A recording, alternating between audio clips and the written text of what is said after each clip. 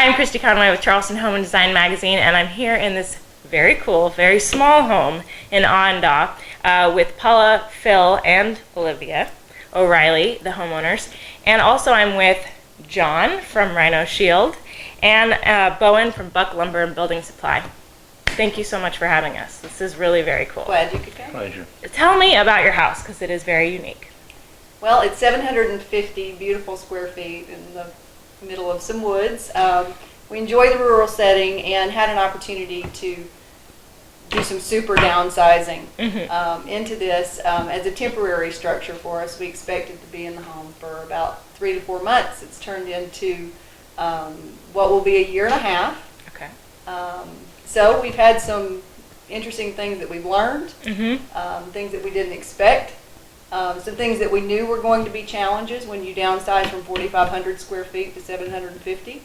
So we've made some adjustments along the way, and I'll let my husband fill in from It his actually makes me perspective. feel very young because I feel like I'm back in college, Right. living in an apartment again. Okay. But it's an unusual situation because Paul and Olivia are here, and our mother-in-law, Paula's mom, lives with us as well. It's not just the three of you. So it's three women and myself and the dog, who's the other boy in the house. But it's really actually been easier than we had originally imagined in terms of getting adjusted to it. The nice thing about, of course, Charleston is you live outside most of the time. And so we were able to use the porch very effectively, and that really expands the usable space in the house. But it's very efficient, sort of like living on a boat. And while I would be a liar if I didn't say I'm really looking forward to moving into our main house, which will be done towards the end of the year, I really have no complaints about this place at all. And it will ultimately become my office. So, and a guest spare house for the guest. But right now I think we're in pretty good shape. So you've lived here about a year, and Yes. you're going to probably live here for another 6 months or so. Correct. How has your mindset changed from the beginning until now?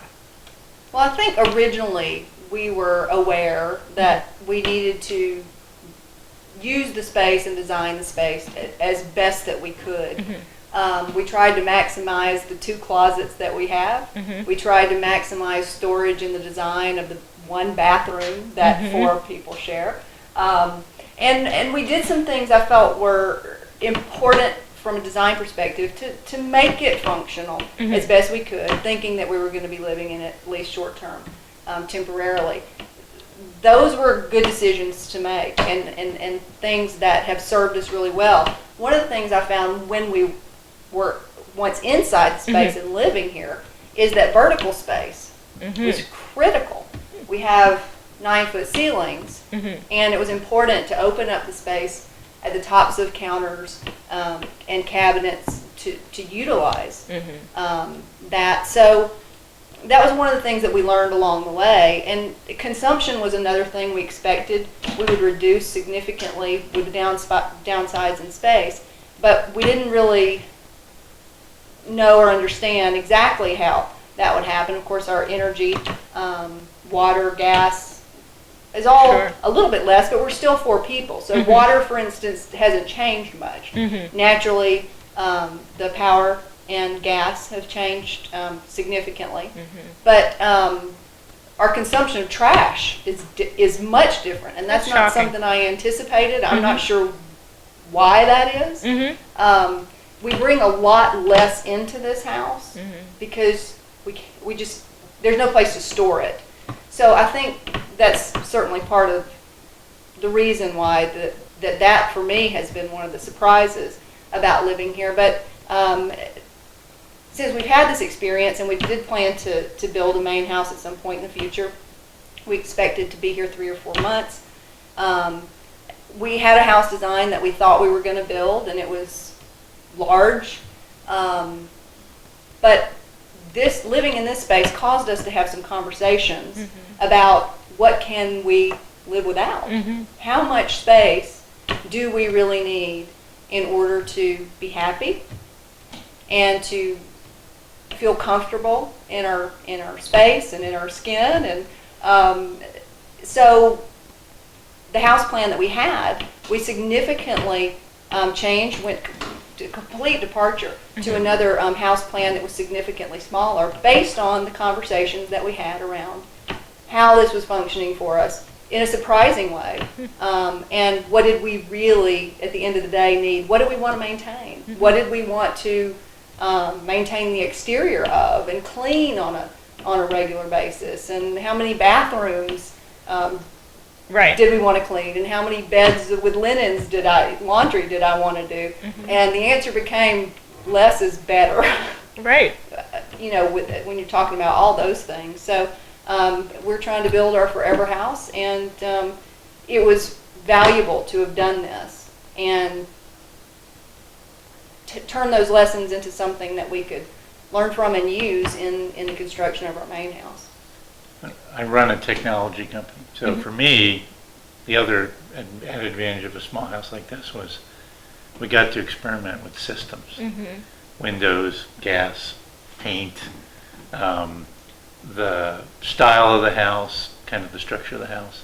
And a lot of the things we learned here, we didn't know whether we'd be able to use propane in a larger house. We figured that out. We figured out how the water heating system should be laid out in the new house and how the flooring material should be designed. And so it was great to be able to experiment on a small scale with something that wasn't permanent and then to integrate those more permanent changes into the big house.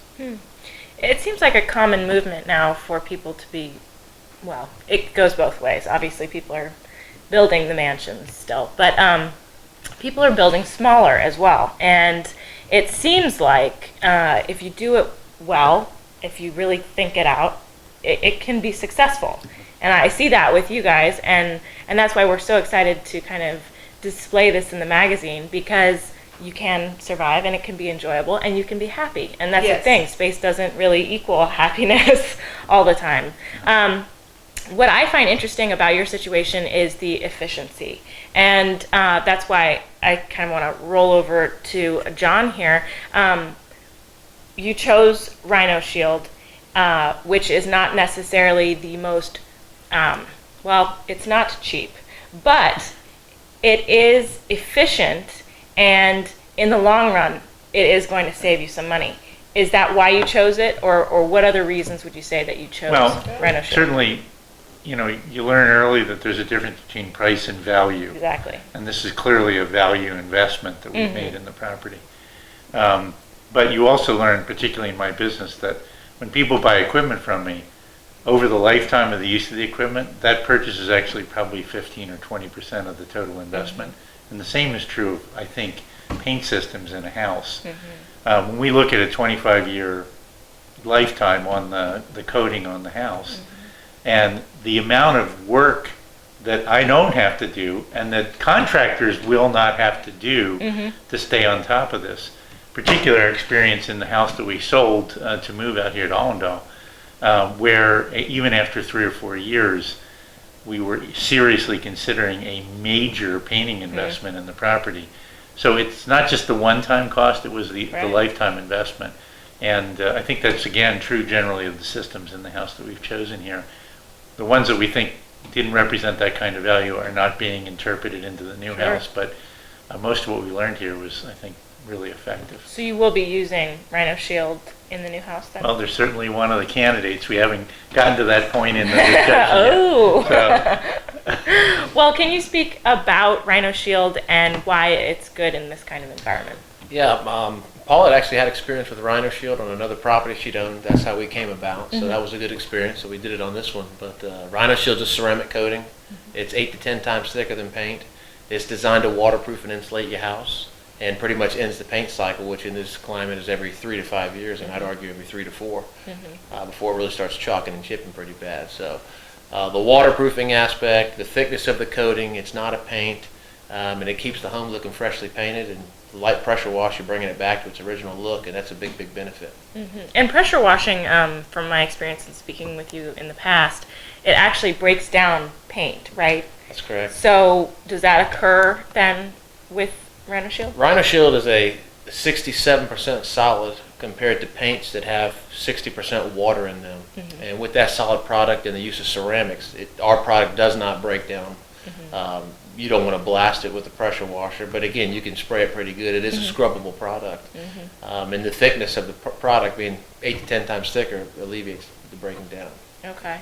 And for a small space like this, I would say that it probably wouldn't be a bad idea because it's not that expensive, and yet it'll last forever, right? I mean, well, not forever, The but product's typically very long time. 2 to 2.5 times the paint job. It's a little bit more of an investment up front, Right. but like I said, the insulating value alone, the energy benefits you receive, and not having to deal with a lot of different contractors and painters every few years while I'm in the industry, that's a good thing. Right, right. Now, to go over to you, Bowen, Buck Lumber was responsible for the windows and the doors, and I think the windows are a huge aspect of this Absolutely. property, mainly because it doesn't feel like a tight space because this whole wall is, open. Can you talk a little bit about the efficiency of the windows and doors? Yes, the windows, I mean, obviously are a focal point of this house, and they're low E, which is basically they block sunlight coming in. Now it's not like they're tinted, but they have low emissivity. That's the right word. That's a great word. And they're low E argon filled, and they basically, I guess they energy wise they allow. I mean, the house is going to get more sunlight, and it's not going to they're not going to breathe. I mean, air is not going to be able to flow out as much because they're I guess the kind of losing it here. Well, that makes sense. So you're not going to lose any kind of air conditioning that you're producing inside. And also, from what I'd imagine, is you're not going to heat up the small space as quickly because they kind of reflect that sunlight, right? Exactly. Okay, all right. Now, Buck Lumber also provided a multitude of other products for this house. Can you tell us what they were? Yeah, we also do. So we did the doors too. We did the interior trim. We did the exterior products. We did the interior doors for the most part. We provided all the lumber. Pretty much any product beside. I mean, the majority of the products besides your appliances and obviously drywall, roofing, stuff like that. But with a smaller house like this, you really want to utilize space, and you want to you want to use doors that. I mean, you want to use products that aren't going to take up a lot of room, and you want to be. It has a simple feel, but with the porch and the product integration here, it really makes the whole space feel bigger than it really is. And I think that the porch and the combination of doing French doors was a good aspect to add into this house, because you basically, when you open up these doors and you use the screen porch, you basically double the size of the space. And I think that is very important when you have a smaller space and have a family living there, is be able to have that vertical space or have that porch to make the area a lot bigger. Now, sorry. I would actually add one point though about Buck is a lot of people think, lumber's lumber, right? I get my lumber, I build my house. So we've lived in quite a number of houses. And I have to tell you, the quality of the product that went in, even the things that you just cannot see, paid huge dividends in terms of doors closing properly and correctly, drywall going on very smoothly and incredibly flat. So the quality of the raw materials that are the bones of this house had a real effect in the quality feel that I think you get from the house. Everything fits really nicely together. And unfortunately, that hasn't always been our experience in building homes. Sure. So obviously we're reproducing that in the new house as well. So this is not the first kind of test home that you've had, obviously. You're kind of learning along the way then. It's true. And very often we've taken, here are the things that we love about the homes that we've lived in before. We'd like to incorporate those. And here are the things we just couldn't live with. And how do we change that? But one of the things I wanted to say about Buck as well, this was very much a budget-driven project. Now you'll see granite countertops, and you'll see hardwood floors and mahogany handrails and Rhino Shield. We were willing to make the investment on a few items to give it a little more of an upscale feel. We want our guests to feel like they're in a nice place. We wanted to live in a place that's durable and functional. We have a dog, and the wear and tear with a child, and 4 of us living in a small space. We still do the same amount of activities and the same amount of wear and tear, but it's concentrated here. So the durability of the products was important in areas that we knew could be maintenance issues. The exterior, the flooring, the countertops. Those were really important, and we were happy to spend a little extra money there. I will say about Buck, the windows and door systems, I had a budget. And I wanted to live within that budget that our builder, Moss Construction, gave us. I felt it was a fair budget, but I really felt like I got quality products, and I had some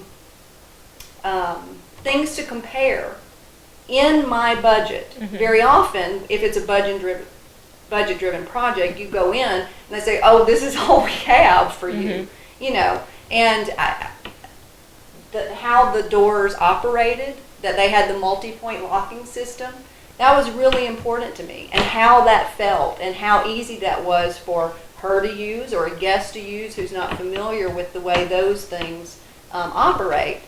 I really felt like I got a great value for the money in the windows and doors, and I had choices, and you don't always get that. So like a low, middle, and high options. So Yes, that if even within my budget. Okay. And I didn't have to have the super high price name brand things because that's not what this was about. It was about, finding what we could live with, putting, high quality products in some areas, but then others not so much. But still being able to have the flexibility to make choices was great, and I really found that level of service at Buck was terrific. The way they directed me in those choices was really valuable. Okay. Well, just right before we wrap up, I did want to talk a little bit more about what you've learned, what you would do differently if you were to live in a smaller space again. So, any thoughts? And kicking grandma out of the house is not. That is not an option. It's part of the family, so. That's right. Frankly, the value add there greatly exceeds the floor space consumed, so that's not an issue from my perspective, but. I think from a design perspective, I can't think of anything I would change, which is nice. Yes. Because we really put it to the test for far longer than we thought we would. Yeah, like tips for anyone wanting to live small. I mean, people live in shipping containers now. Yes. I can't believe Well, I think it. But Yes, and they're not street people. right, they choose to do that. I think another thing that became important, any piece of furniture, anything that has a footprint in here needs to serve more than one purpose. If it's a coffee table, it needs to store her toys. If it is a occasional table, it needs to store her toys. If it's holding the television, it needs to store books and toys. And You got a lot of toys. Yeah. if it's floor space where you would normally put one layer of shoes, it's probably good to have some systems that will allow you to stack 2 or 3. Okay. He and I are sharing a little bifold, Yeah. I don't know how you're doing a bypass door closet. Yeah. I have one half. Well, the simple matter is He Paula has puts one all half. her clothes in and I get what's left, which is about this much. Do you wear that same outfit every day? No, seriously. So I think that's one good point is, I think it probably would have, we had the finish carpenters build basic systems into the closets. And as I look back, I probably would have invested in a professional to come in and look at building more efficient closet systems because we only have 2 closets in the space. The other thing, which is a compromise, is it's a Jack and Jill bath, obviously. And because of the physical space, we were required to put pocket doors in. The pocket doors do not create a lot of privacy in the room from a noise perspective. Okay.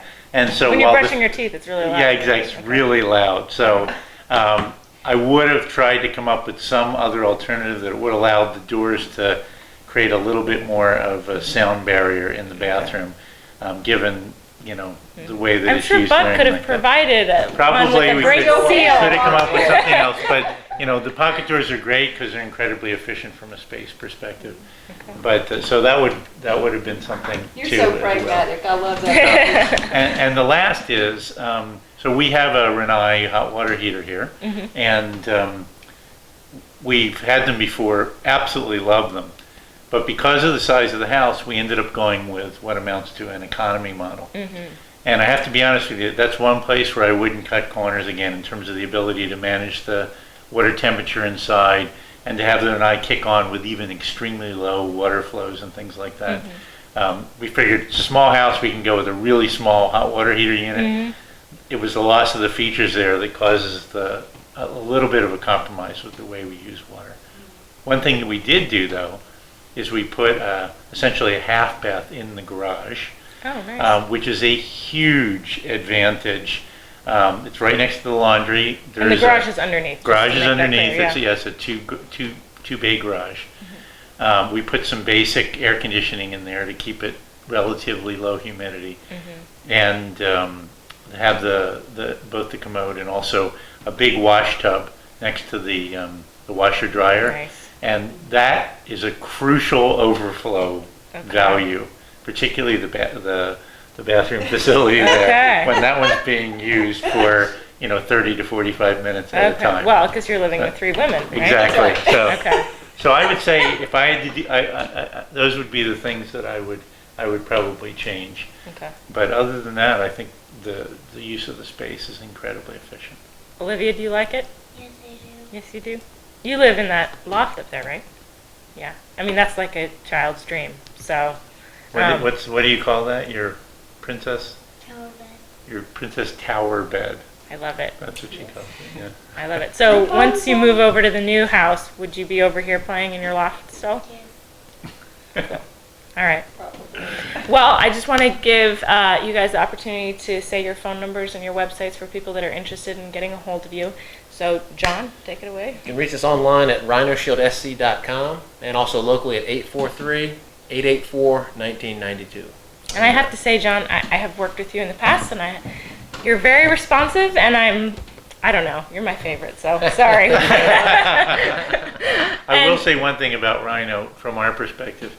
You know, these two guys, of all of the subs that we had on this property, they were here all the time. They really did an amazing job in terms of regular, couple of times a week, following up with the with the people that were working here. We couldn't have been happier with the Communication is responsiveness. key. Absolutely. And anyone who can just return a phone call Yep. probably Yes. gets more business than And the answer the phone yeah. is double bonus. Exactly. And both of these guys are great in that regard. And I do want to say about Rhino Shield's crew that was here, they were meticulous. Absolutely The meticulous. quality of the workmanship rivals the finest homes I've been in Charleston County.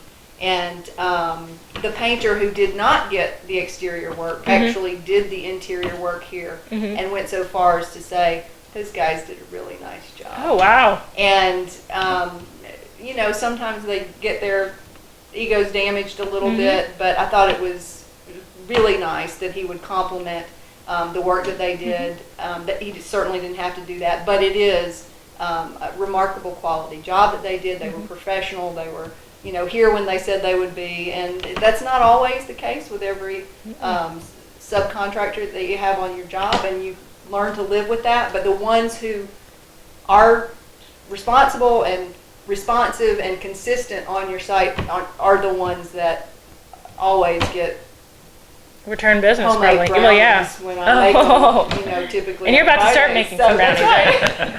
right. Cool. All right, so Bowen, can you kind of Yeah, explain? Buck Lumber's on Maybank Highway, so obviously we have a website, bucklumber.com. If you want to come in, we have a great showroom with windows, doors, interior, exterior. A lot of people there to give you ideas, and I just you can reach us by phone, 843-814-7818. And love to have anybody in the showroom and show them some products and talk about ideas for using conservative spaces and designing a perfect little house. Yeah, I do want to say that when you first enter the Buck property, you actually have to go back, there's Yeah. two different kind of You get buildings, the, right? The showroom is the only new building in that block. Right. It's just straight through 2 gates and it's on your left. Yeah, so if you're looking to kind of touch and feel and understand Yeah. certain products, definitely go to the showroom in the back there. Always go to the showroom. It's a Okay. great spot to go. Great. Well, thank you so much for speaking Absolute with me. pleasure. This has been truly a different experience because normally we're in these huge homes. Yes. So this is very cool. So anyway, thanks for having me. Thank you. Thank you.